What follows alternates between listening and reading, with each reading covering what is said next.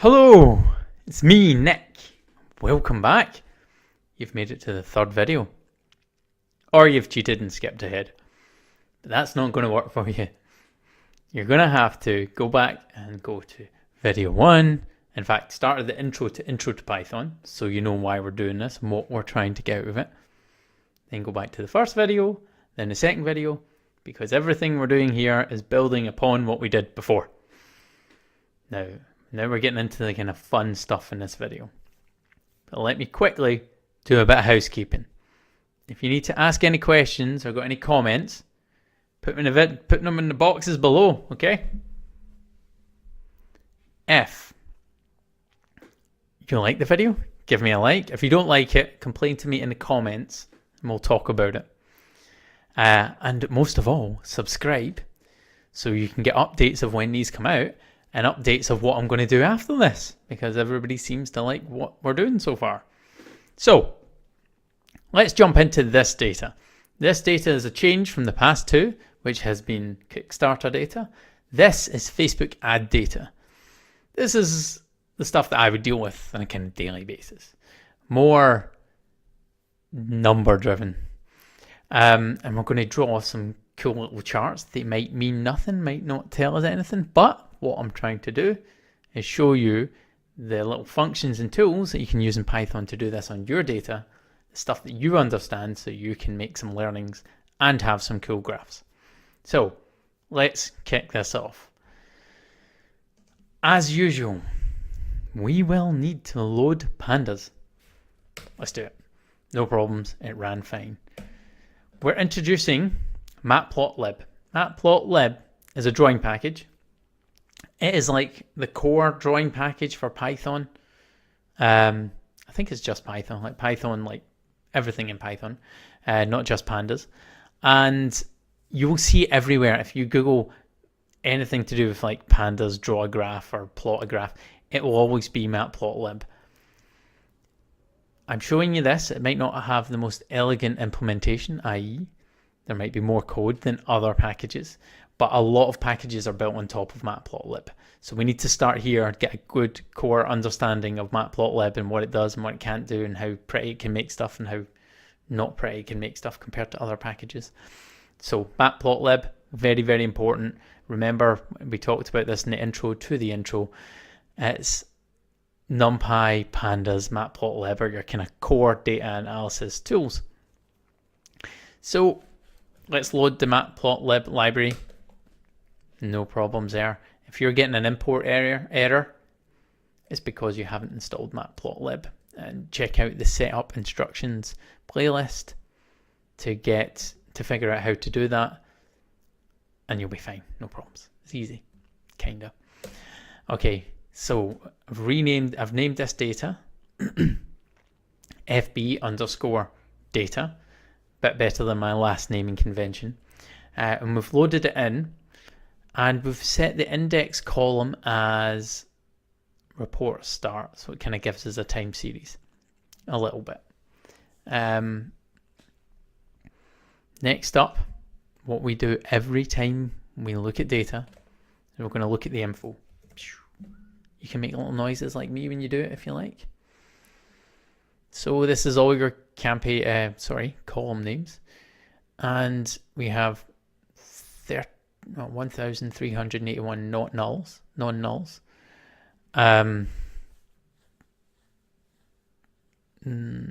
Yeah, okay. So in total, there's like 1,381. So reporting ends has them all full. Campaign name doesn't. Delivery does. Mobile app installs doesn't. Mobile app actions has all of them. 0 non-nulls. So yeah, it has all of them. Interesting. We're getting some strange readings here. Anyway, the general understanding is roughly how much data we've got. Is it an object? Is it a float? Or is it an integer? And in this case, we don't have any integers, which is a bit strange. I think there should be some integers in there because you don't get 1.5 installs, do you? No, that should be an integer. That should be 1 or 2. You don't get half an install.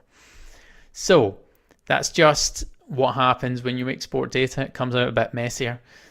The benefit of Excel and stuff is it kind of automatically takes care of that, but then you don't get the cool graphing functions and things don't move as quickly and you can't automate things with Excel. Well, you can, but I've seen what that looks like. It's quite scary. So we've roughly got an idea of what the kind of data looks like. We're going to quickly describe that data. So that's a statistical breakdown. Count, max, mean, all giving us floats to the millionth. So that's kind of, so if we go, we've got how many post reactions, we've got 428, 38 post comments, 105 post shares, mobile app installs, we got 702. The average per campaign, I'm assuming that is 32. So there's some interesting stuff there, things that we can maybe draw on later on. Cool. So let's actually, for the first time, visualize things.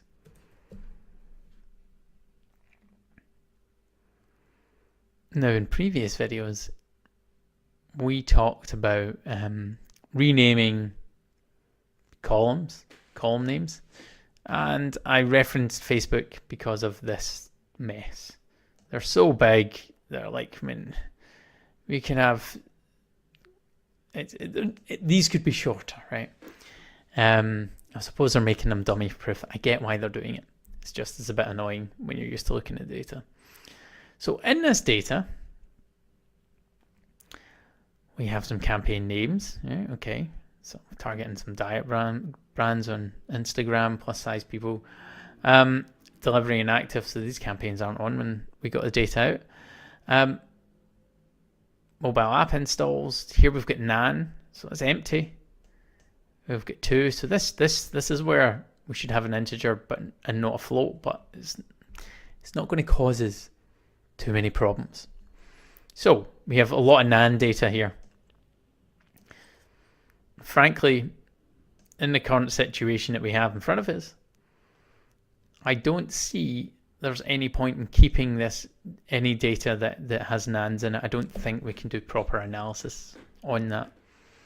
There are some cases when you've got NaN data where maybe you might want to fill it with the average. Let's say your tracking drops out for 2 days, but you know consistently over those 2 days on a Monday and a Tuesday that your conversions are X and you don't want to skew any of your data. So you just put in the average over time of what those 2 days would be.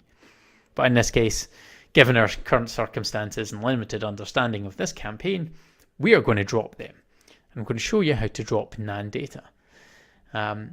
Dropping NaN data comes in quite handy later on if you're doing machine learning, because machines don't like NaN values, and sometimes after you've processed the data, NaN values just magically appear and you need to get rid of them. Okay, so drop in NaN values. Fix my eye. So first, we are going to look at what columns we have. I always do this. It's a much easier way than writing out all the columns. So what essentially I did here is I copy and pasted these, pasted it in there, and then deleted the ones I didn't need.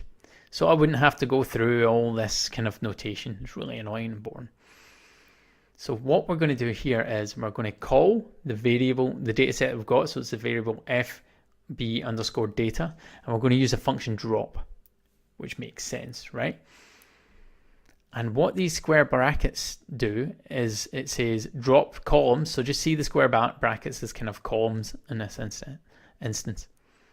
Drop all the columns with these names. Pretty straightforward. You've did this in Excel, you've highlighted them, you've deleted them. Across axis 1. That one might be a bit strange to you. So axis 1 is columns, axis 0 is rows, right? Just always remember that. Kind of 0 goes that way, columns go that way. Sorry, one goes that way. And our good old friend in place equals true. So what that's doing is overwriting the current data set, so those columns are no longer in our data set. So if we hit return and then hit head, we notice that we dropped all of the columns that we knew had loads of nans in them. So they're essentially empty data, and it was just reporting them because that was the columns that were selected in the Facebook ad system when they were downloading them. So we've still got nan values in here. So maybe we just want to replace those nan values with 0 because no action happened that day. Maybe the campaign was run, and maybe the particular goal wasn't to get, let's see, mobile app installs. Maybe it was a post boost or something like that, which wouldn't have resulted in app installs. So we're just going to put 0 so we can fill all these columns with numbers so we can continue looking at it. So to do that, again, another great function is fill NA, so fill blank basically. And we've got FB underscore data dot fill NA. So it's going to look for anything that's nan, and we're going to fill it with 0. And we're going to do in place equals true. And we didn't get any errors. That's good. Sometimes you can get errors. Look, there you go. We have now, in one swift move, taken all the nans and turned them into zeros. And in this case, they're floats. Technically, this whole data set shouldn't be floats. We can change that. We'll probably look at that in further series because it's not inhibiting us right now doing our work. So renaming the columns. Back to this good old one. You will probably do this a lot, and if you're very pedantic about the way things should be named, like I am,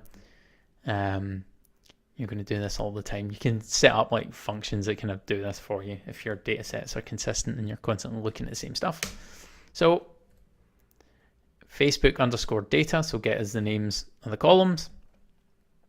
Got all that.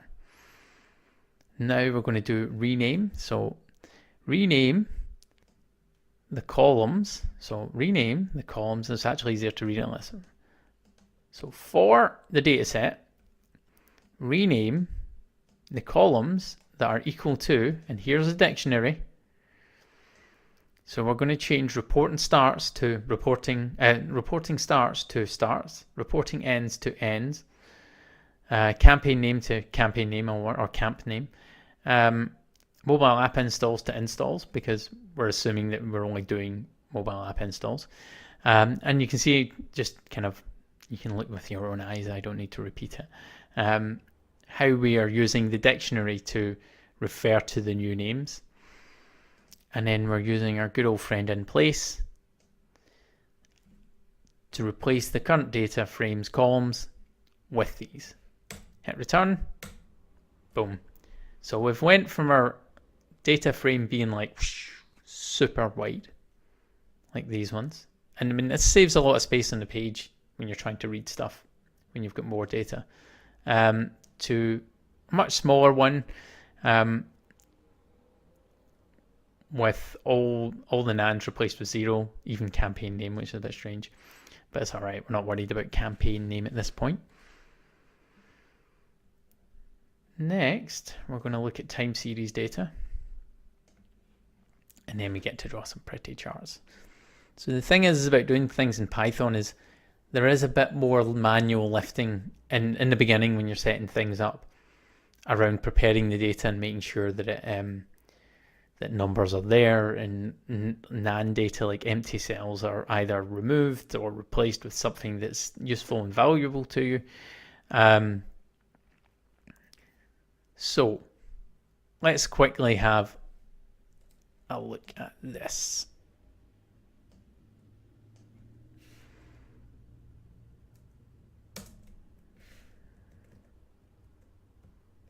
So what we're going to do here, Clearly I've been messing around with this. What we want to ensure is that Python understands that starts and ends are actually timestamps. Now, you can do things for it. It can sometimes guess at timestamps, not automatically set it. You can tell it to look at it, look for timestamps and set them as timestamps as you load the data in. But this is the heavy lifting manual bit that you might need to do afterwards, because maybe you didn't know what the data was before you loaded it. So, whoa, we've got problems. Key error with starts. No, it's great when you get an error when you're doing things live. Oh, so what we've got here is we've got a problem. We've got a problem because we imported reporting starts as the index and we didn't change the index name. So we're not going to do this, I don't think. We're just going to go with ends. Okay, there's ends. It would have been a bigger hassle to try rename to set the index. We'll just leave that just now. It doesn't need to be done for this purpose. So there you go. Info. There we go. We have one date time. Head. And if we look at this above, it hasn't changed, right? But it definitely knows it is date time, because you can see here the info has changed. It's no longer an object. It's a timestamp. And you're going to need to do that to draw some stuff. So next up is drawing some pretty charts. This is when we're starting to use matplotlib. So first of all, we want to sort the data by index. And the reason we want to sort the data by index is so we get all our data in line in chronological order. So we've did that. So we do fb_data.sort_index, and again using in place, so overwrites the data frame that we're looking at, or I think is a view. And period equals fb.data.index, so it's going to look at the data for the period.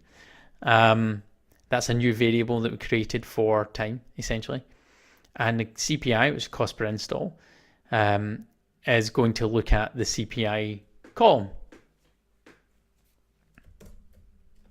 No problems there, it's happy.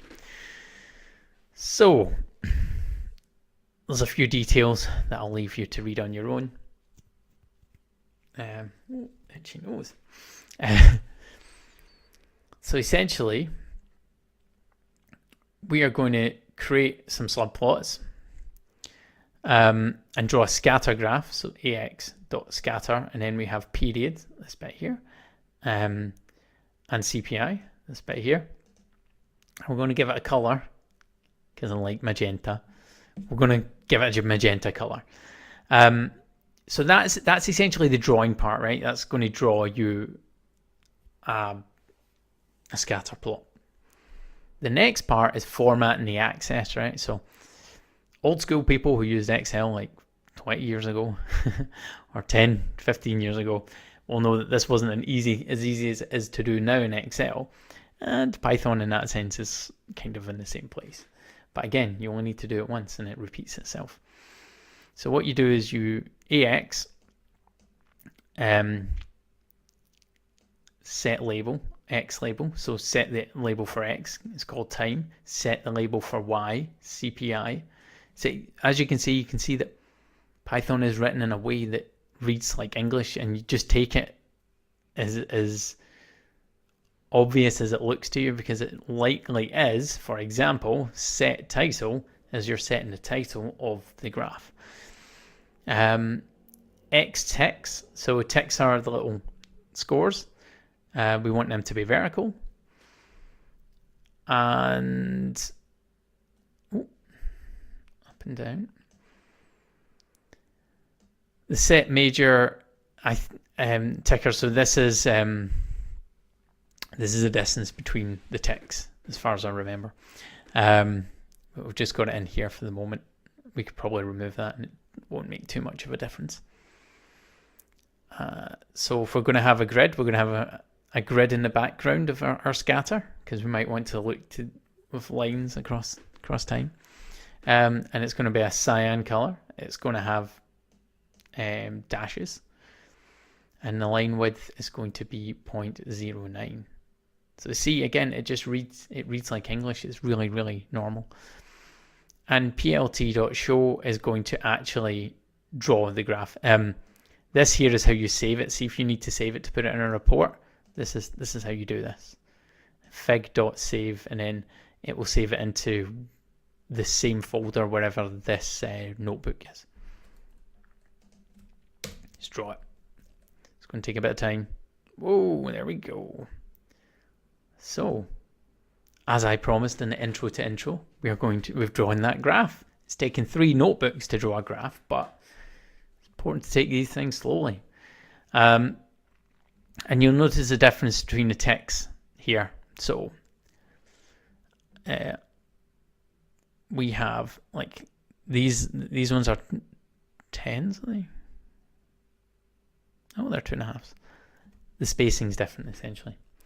And it just spreads it out and allows you to see things in a bit more detail. And this is a CPI, so it was really high at one point, and then brought it down, and it clustered around here. These are zeros, so like this is where we put in our NaN data. This is where we placed our NaN data, and we need to remember that when we're looking at it and interpreting it. We're not saying, wow, they got that for almost nothing. That installs don't come for almost nothing anymore. And you can see like there's probably a lot of testing around here, and then in the end they kind of settled with this CPI here, which looks about £1-ish. So that's how you draw a scatter graph with Facebook data on a time series. Next bit, this is just cool, and it's using another drawing package called Seabourn. Seabourn does some of the nicest graphing out there with only a little bit of code, but it is still built on top of Matplotlib. So let's see what happens when we look at a correlation matrix between all the factors with our Facebook data. So let's load in Seabourn. If you get an import error, you're going to have to install with Conda the Seabourn package, because it's a new drawing package. So that loaded, it's fine, no errors. And what we're doing here is we're creating a new variable, and it's Facebook data core for correlation. And how we create that is fb_data.core, and then the little parenthesis, if that's what you call them, the brackets. No problems there. We've got a blank space here that I'm going to delete. Cut. Now, you'll see this, what we're about to draw, comes in such few lines compared to this monster. So Seabourn is a bit more efficient, and it does draw some really nice graphs. It can be a bit tricky when it comes to customization, but it's really cool. It's not an either or situation. You'll probably use both. So in here we have Seabourn, so SNS, we did that up here, SNS. .heatmap, so it's calling the heatmap function. Then we're putting our data in here. We're saying what the line width of what we're about to draw would be. The color map, so this is a color map, and it's RDBU. Seabourn have a whole bunch of color maps. The minimum is -1, the maximum is 1. And a note true, which I believe should give us all the names next to each of the columns and rows. Let's run it and see. Boom. There we go. Heat map. Not particularly useful, have to say. Well, maybe it is. The thing with data is, it's about what you put in that determines what you get out. So if you've got a really consistent spend and data gathering situation, you're going to see different stuff from different people. And the size of your data changes. So in this, we're seeing, just to read a heat map, a correlation heat map, all these ones that go on a diagonal, these are all correlating with themselves, right? So install here, install there, right? So it's always going to be 1. So post comment and install seem to be highly positively correlated. No negative correlations really. Everything sits around 0 here. Just interesting. Just what I'm saying is essentially this might not be very helpful at all in this context, but you might have a data set that you can easily do this to. And that's what you've got to look for. So if you've got a data set that's just full of numbers and you know there's a relationship in there somewhere, I mean, for sure there is a relationship in here, but our data sets are not big enough to see it. All you need to do is put a correlation together and then draw the correlation. Simple as that. So we might want to save this. Oh no, sorry, we're going to load in some new Facebook data. We're going to Facebook example data, just as we did at the top. We're going to look at the head. We're not going to go through the usual process because we're skipping that for the purpose of showing you how to do something. There we go. It's a lot more full, that data. Don't really see any nans in there. Nope, no nans. Yeah, again, ugly columns. You'll want to change those if you're going to continue to work with this data. But we're doing something as a way of an example. Created the new correlation, and we're just going to draw it. Isn't that much prettier and potentially a lot more useful? Again, it comes back to what data you're using. I'm not going to go and work my way through this and figure out what's what. Yeah, you can come to your own conclusions about this.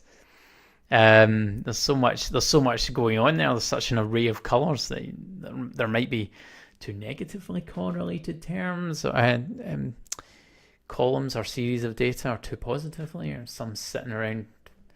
The budget seems to not be related to anything interesting. Yeah. So in this data set, or in this workbook, just to recap, we've covered what we did before. We gave the initial inspection. Then we started acting upon the data in a more sophisticated way. Unlike before, we were just changing column names.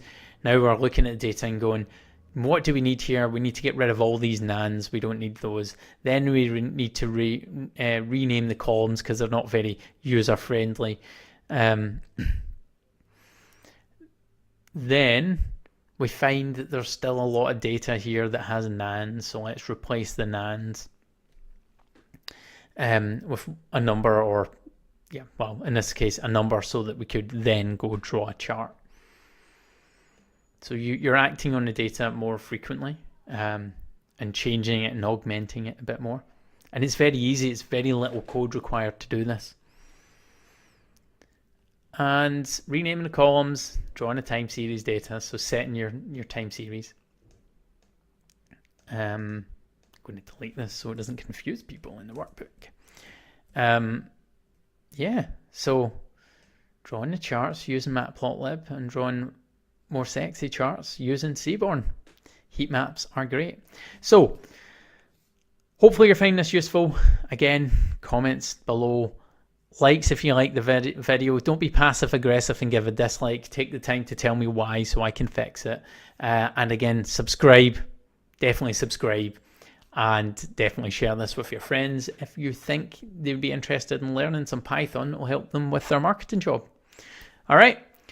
There is one more video after this, just one, and then we'll go into reflection mode and think about what's going to happen next. All right. See you guys next video. Ciao.